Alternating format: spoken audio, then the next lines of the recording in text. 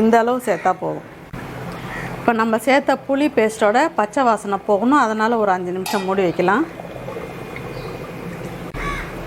இப்போ ஓப்பன் பண்ணி பார்க்கலாம்.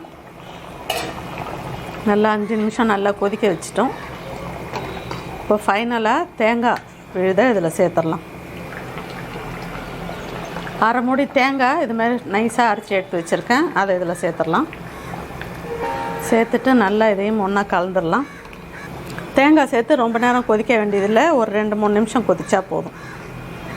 ஒரு 2 நிமிஷம் மூடி வச்சிடலாம்.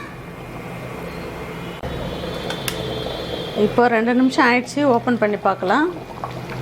நல்ல எண்ணெய்லாம் நல்ல சைடில் நல்லா பிரிஞ்சு வந்திருக்கு. இது மாதிரி வந்தாலே நமக்கு குக் ஆகிடுச்சின்னு அர்த்தம். நல்ல இந்த கன்சிஸ்டன்சிக்கு இருக்கணும் குழம்பு, கொஞ்சம் திக்காக.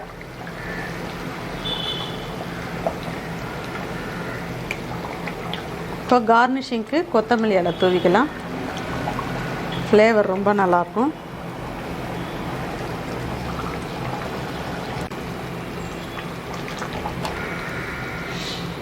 இப்போ எறா குழம்பு நல்ல வாசனையும் அருமையாக ரெடி ஆகிடுச்சு. இப்போ அதை டிஸ்பிளேக்கு மாற்றிடலாம்.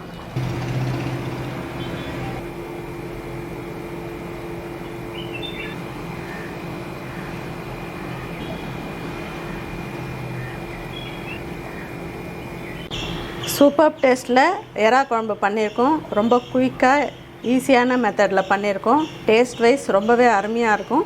இந்த ரெசிபியை நீங்களும் இதே மெத்தடில் ட்ரை பண்ணுங்கள். எப்படி வந்ததுன்றதை கமெண்ட்ஸில் சொல்லுங்கள். உங்களுக்கு இந்த ரெசிபி பிடிச்சிருந்ததுன்னா லைக் பண்ணுங்கள், ஷேர் பண்ணுங்கள். சேனலை மறக்காமல் சப்ஸ்கிரைப் பண்ணுங்கள். தேங்க்யூ.